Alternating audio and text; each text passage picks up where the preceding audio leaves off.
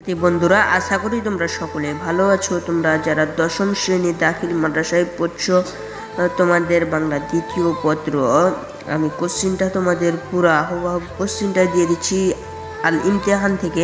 তোমরা ভালো করে দেখে নাও। আমি তোমাদের পুরো কোশ্চিনটা দিয়ে দিচ্ছি, সুন্দর করে তোমরা দেখে নিবে, গাইড থেকে মিলিয়ে নিবে।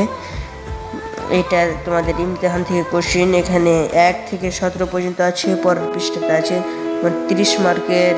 এখানে এমসিকিউ থাকবে 30টি, প্রত্যেকটিতে 1 মার্ক করে পাবে। তোমরা এই দেখে নাও। তোমরা এখানে আছে 18 থেকে 30 পর্যন্ত। একবারে তোমরা ভালো করে মিলিয়ে নিবে, গাইড থেকে সুন্দর করে দেখে নাও এবং ভালো করে পড়ে যাবা তোমরা বাংলা দ্বিতীয় দশম শ্রেণীর আল ইমতিহান থেকে। আবারও বলছি, আল ইমতিহান থেকে পড়বে এটি দেখে নাও, সুন্দর করে দেখে নাও। তোমাদেরকে এখান থেকে এখন আমি দিব, চলে বস।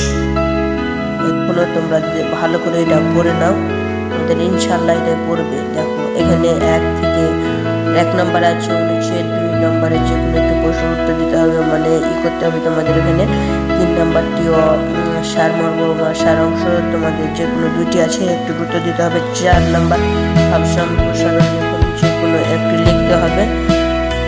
তোমাদের যারা ইমতিহান থেকে বড় তাদের জন্য এটি আরও আছে, তোমাদের দেখাচ্ছি আমি। এখানে তোমাদের 5 ও 6 নম্বর আছে।